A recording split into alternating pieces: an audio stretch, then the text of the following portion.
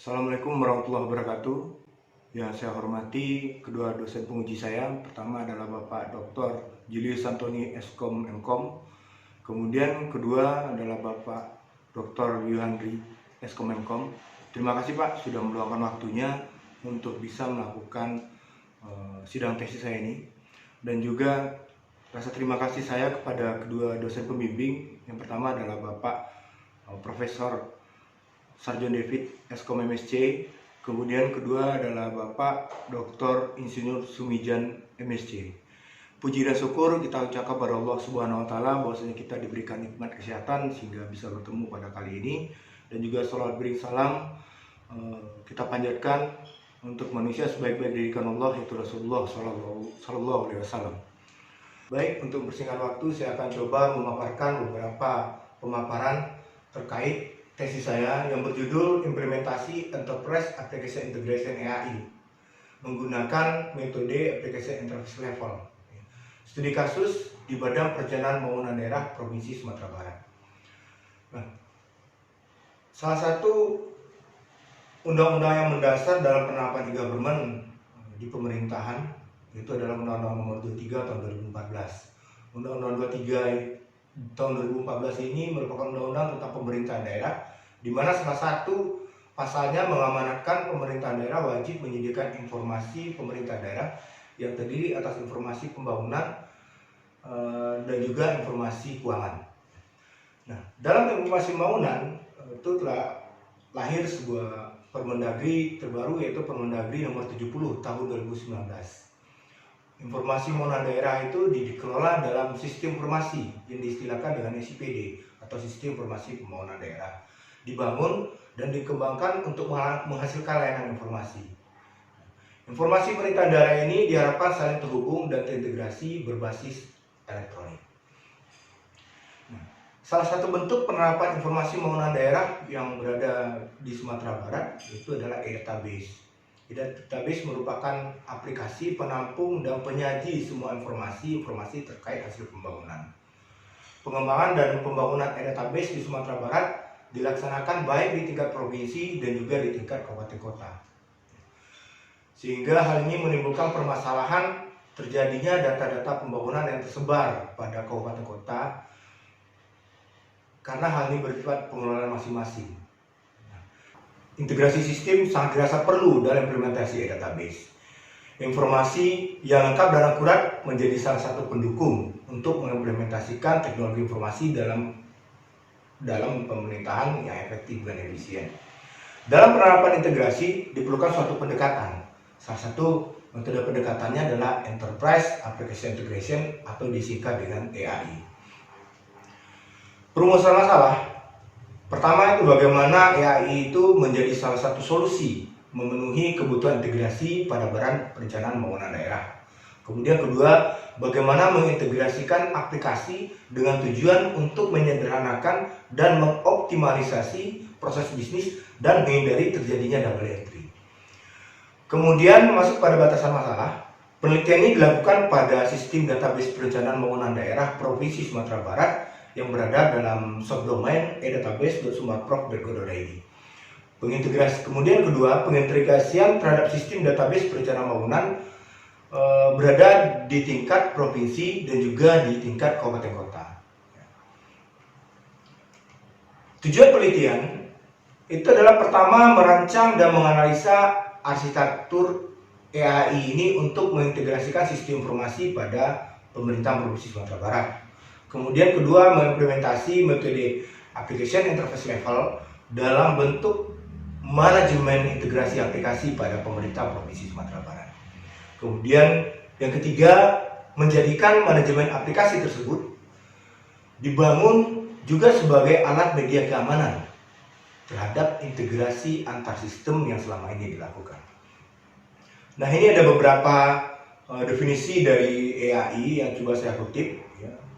Pertama, dari Atmaja, Dwi Herlambang dan kawan-kawan tahun 2018 menyatakan bahwasanya EAI itu adalah suatu konsep solusi strategi yang menggabungkan fungsional dari aplikasi skala besar yang sudah ada, aplikasi paket komersial, dan kode baru menggunakan sebuah middleware yang sama. Kemudian menurut Rayandra Yala Pratama dan Febrian Samora tahun 2019, EAI itu adalah solusi untuk menyediakan kemampuan untuk menggabungkan beberapa aplikasi dalam perusahaan melalui antarmuka yang dapat menyatukan semua aplikasi, database, dan progres yang berjalan pada internal ataupun eksternal perusahaan sendiri.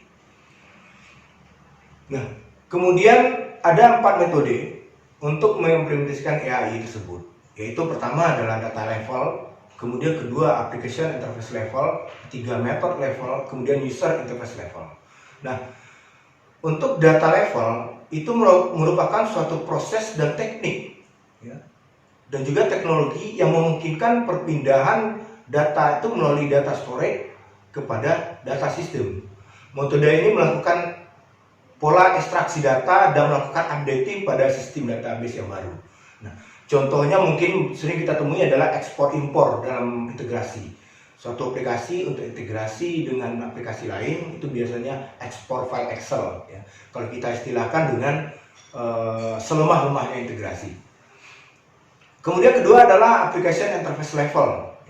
Itu adalah sebuah pendekatan dalam menghubungkan beberapa aplikasi dengan menggunakan antarmuka setiap aplikasi sebagai titik integrasi. Sebagai contoh, aplikasi menyediakan akses melalui antarmuka aplikasi meskipun tidak menyediakan akses ke database dan juga proses bisnisnya. Nah, application interface level ini juga lebih sering disebut programmer sekarang itu adalah API atau application programming interface. Kemudian yang ketiga adalah method level. Nah, method level ini memungkinkan logika bisnis dalam perusahaan untuk dapat berbagi antara satu aplikasi dan yang lain. Ya, jadi dalam hal logika bisnis. Misalkan suatu metode untuk melakukan update customer record dapat diakses oleh berbagai aplikasi dan aplikasi tersebut dapat mengakses metode tersebut tanpa melakukan penulisan ulang atau rewrite. Masing-masing metode tersebut. Kemudian user interface level. Dalam penerapan metode ini, tingkat aplikasi atau antarmuka mengacu pada penggunaan antarmuka yang dapat diakses baik dari kebiasaan atau paket aplikasi tersebut. Pengembangan menggunakan interface ini untuk proses bisnis akses dan informasi yang lebih sederhana. Terdapat 3 buah pilihan arsitektur untuk implementasi EAI. Yang pertama itu adalah arsitektur point to point, kemudian kedua adalah arsitektur HubSpot, kemudian 3 adalah arsitektur bus. Kalau kita lihat pertama adalah arsitektur point to point, di mana arsitektur point to point ini adalah pilihan arsitektur EAI yang paling sederhana dan paling mudah untuk diimplementasikan. Karena model ini merupakan pola seperti jaringan dalam komputer, point to point, yang keterlangsungan antar aplikasi dengan aplikasi yang lain. Namun salah satu hal menjadi kelemahan dan perlu diketahui terhadap pemilihan arsitektur EAI point to point ini adalah dalam masalah skalabilitas, ya. Karena jika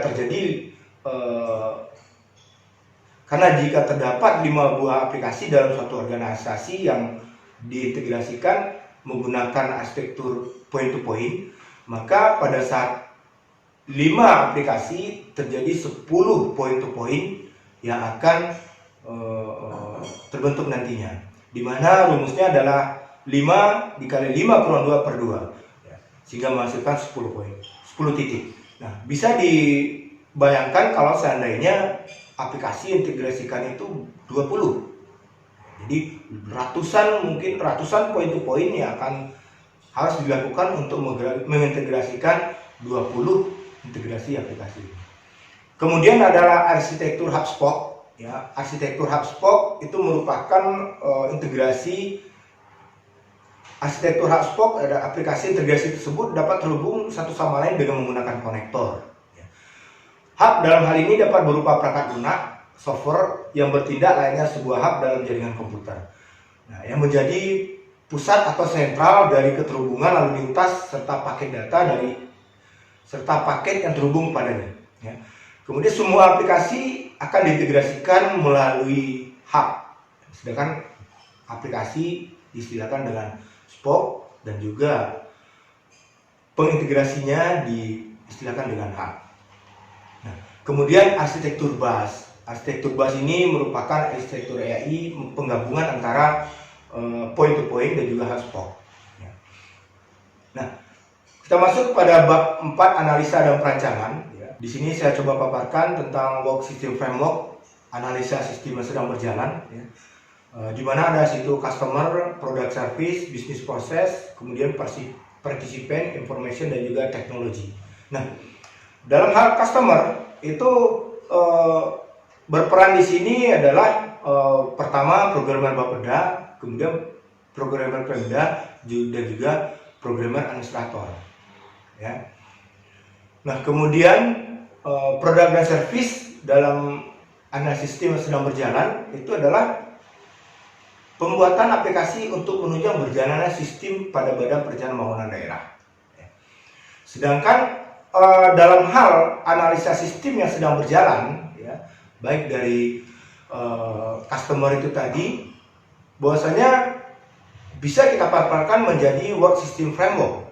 Analisis sistem berjalan itu pertama adalah program Bapeda. Program Bapeda akan melakukan permintaan data untuk mengembangkan aplikasi. Kemudian kedua, menyediakan data yang diminta ke program Bapeda. Nah, kemudian tiga, program Bapeda akan menyerahkan data terkait kebutuhan dari program Bapeda dalam pengembangan aplikasi. Nah, kemudian ketiga, program Bapeda akan kembali menganalisa data yang dikirim, kemudian mengintegrasikan database dan aplikasi dari analisa data. Kemudian akan melakukan update data dan aplikasi pada web server yang telah disediakan, serta melakukan konfigurasi. Nah, kemudian web server administrator akan melakukan konfigurasi aplikasi dan juga web server. Kemudian melakukan publikasi. Kita masuk kepada bab 5, analisa dan perancangan. Di sini pertama kita akan menganalisa sistem yang sedang berjalan, di mana sistem kerja work system framework diidentifikasi dengan memotretkan beberapa hal. Di situ ada pertama adalah customer, kedua product service, ketiga business process, keempat adalah participant, kemudian kelima adalah informasi, dan keenam adalah teknologi. Dalam hal customer itu ada dalam sistem yang sedang berjalan sekarang. Pertama ada programmer Bapeda, kemudian programmer Pemda, kemudian juga web server administrator. Nah, kemudian produk atau service, kemudian produk dan service itu pembuatan aplikasi untuk menunjang berjalannya sistem pada Badan Perencanaan Pembangunan Daerah. Nah, kemudian pada bisnis proses itu dalam melakukan analisa sistem yang sedang berjalan, bisnis proses terhadap sistem yang sedang berjalan. Pertama adalah programmer Bapeda meminta data untuk pengembangan aplikasi kepada programmer Pemda. Kemudian programmer Pemda menyediakan data yang diminta, kemudian menyerahkan data terkait kebutuhan untuk pengembangan aplikasi di Badan Perencanaan Pembangunan Daerah. Kemudian setelah itu baru si programmer Pemda menganalisa data yang dikirim oleh programmer Pemda tadi, kemudian mengintegrasikan database kepada aplikasi, dan kemudian melakukan update data, dan kemudian diserahkan kepada web server administrator untuk melakukan konfigurasi aplikasi dan juga web server. Kemudian si web server administrator melakukan updating data. Nah, dalam hal partisipan adalah aktor-aktor yang terlibat, bisa disamakan dengan customer. Itu pertama adalah programmer Bapeda sendiri, kemudian programmer Pemda, dan juga web server administrator. Informasi adalah sistem yang berjalan di mana sistem tersebut dipublikasi melalui internet, khususnya di Badan Perencanaan Pembangunan Daerah. Nah, kemudian ke dalam hal teknologi itu merupakan seperti komputer server, kemudian komputer desktop, kemudian juga internet sebagai lalu lintas aplikasi. Nah, kemudian web server terdiri dari aplikasi Apache, web server PHP atau sebagai bahasa pemrograman seperti PHP ataupun Java, database MySQL ataupun Postgre, ya, dan lainnya yang ada di Badan Perencanaan Pembangunan Daerah Provinsi Sumatera Barat. Kemudian kalau dalam hal konten, ya, konten aplikasi terdapat konsultan tenaga IT, ya, di Bapeda yang bekerja di bawah tanggung jawab pemerintah daerah Provinsi Sumatera Barat. Dari penjabaran sistem yang sedang berjalan tadi, bisa dianalisa beberapa permasalahan. Ya. Pertama adalah integrasi data dengan melakukan permohonan permintaan data secara manual pada Pemda atau PD sebagai kelengkapan dan kebutuhan. Jadi masih dilakukan secara manual ya, pada aplikasi yang dibuat merupakan langkah-langkah efektif dalam penggunaan aplikasi. Nah, kemudian kedua, dibutuhkan programmer tunggal untuk membuat dan mengembangkan banyak aplikasi.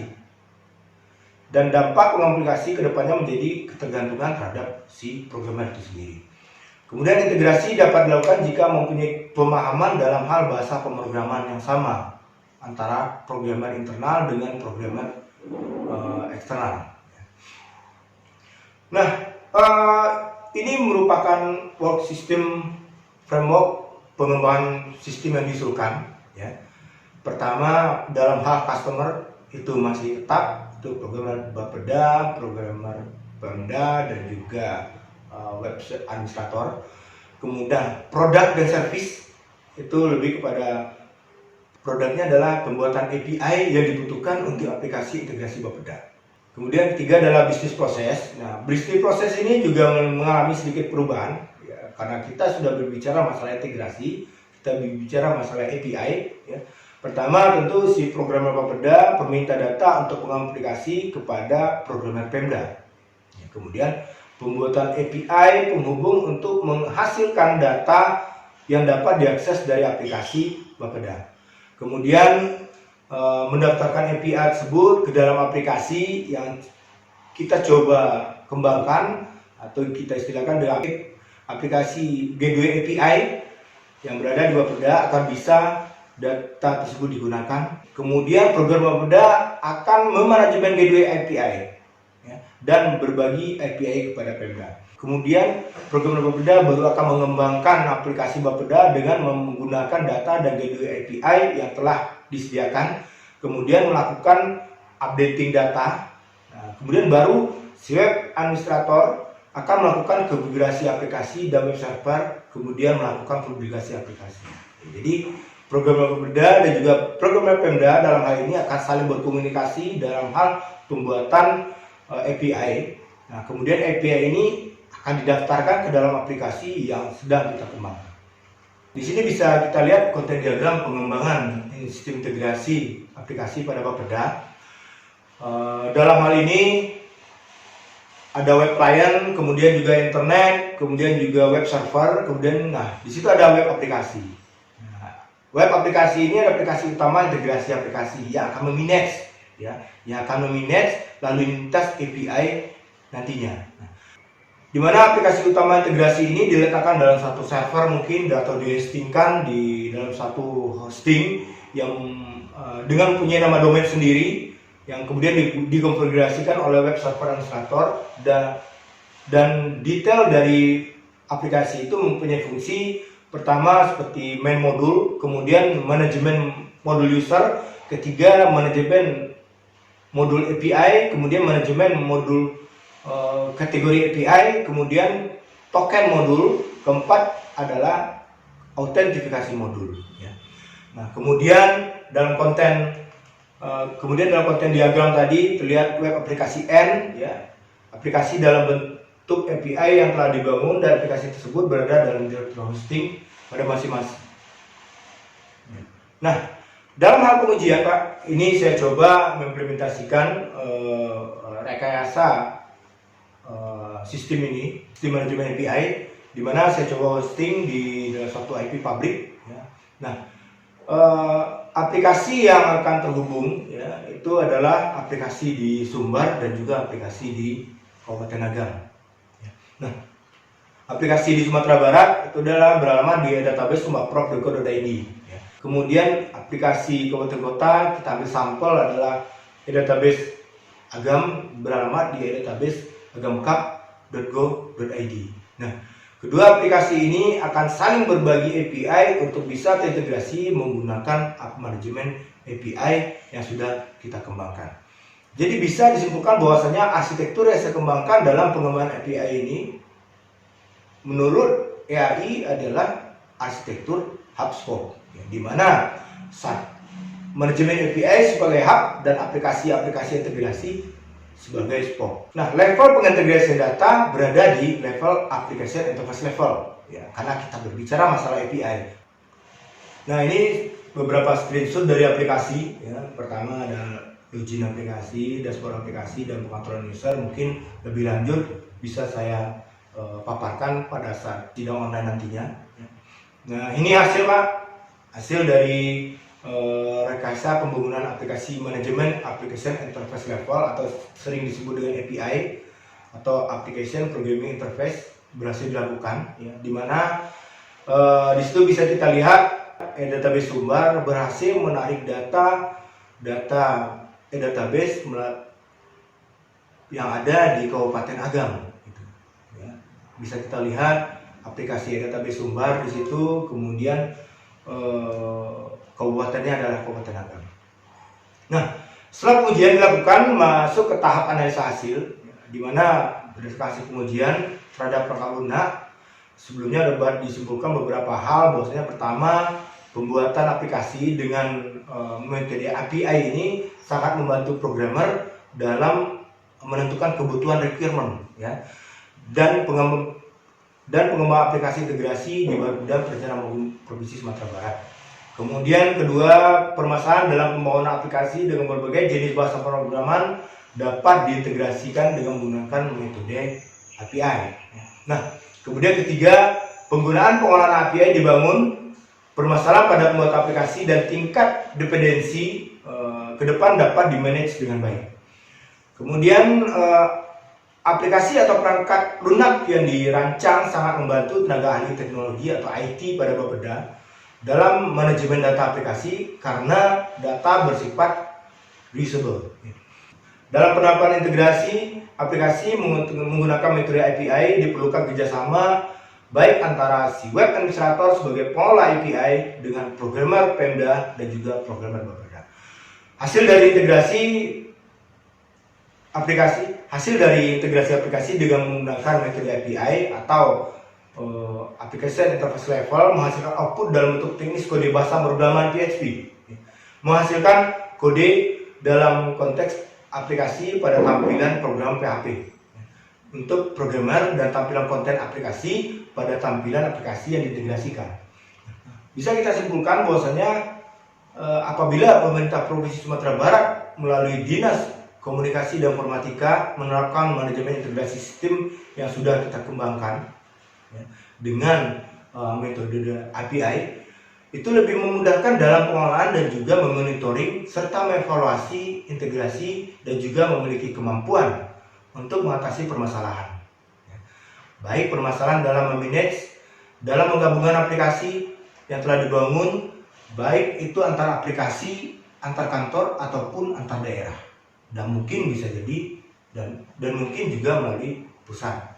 Kemudian bagi Bapeda sendiri bisa menjadi prototipe dan percontohan pada saat penerapan manajemen integrasi aplikasi dikembangkan, ya. Kemudian pengembangan sistem ini menggunakan metode application interface level dan sangat membantu dalam menentukan kebutuhan atau requirement pada pembuat aplikasi ke depan.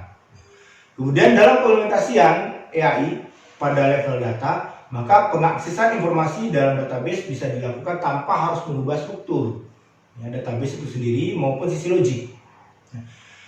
Saran untuk penelitian ke depan, bahwasanya pertama adalah pengembangan security token yang dilakukan menggunakan API memiliki batas waktu atau masa expire, sehingga perlu updating lagi. Nah, kemudian ke depan agar dilakukan pengembangan security lanjutan pada media routingan, lalu lintas data yang melakukan inskripsi atau penyandian. Demikian pemaparan dari saya terkait tesis yang berjudul Implementasi Enterprise Application Integration atau disingkat dengan EAI yang menggunakan metode aplikasi interface level. Terima kasih yang saya ucapkan terutama kepada kedua dosen penguji, yaitu Bapak Dr. Julius Santoni Eskom-Mkom dan juga Dr. Yadi Eskom-Mkom yang telah sudi menjadi penguji pada sidang tesis saya, dan juga kepada dosen pembimbing, yaitu pertama adalah Prof. Sanjo David Eskom MSc dan juga kedua adalah Dr. Isidro Sumijan. dan juga kepada segenap dosen pasca sarjana Teknik Informatika UPI PTK yang tidak bisa saya sebutkan satu persatu. Dan terima kasih banyak atas bimbingan dan juga arahan bapak-bapak selama ini. Mohon maaf atas segala kesalahan saya ketika mungkin dalam proses belajar mengajar selama ini dengan bapak. Dan juga seandainya ada perkataan dan sikap saya tidak pada tempatnya, baik saya sengaja mungkin ataupun tidak sengaja. Semoga Allah Subhanahu wa Ta'ala selalu memberikan keberkahan kepada kita semua, serta meridhoi kita bersama dalam upaya membangun bangsa dan negara ini.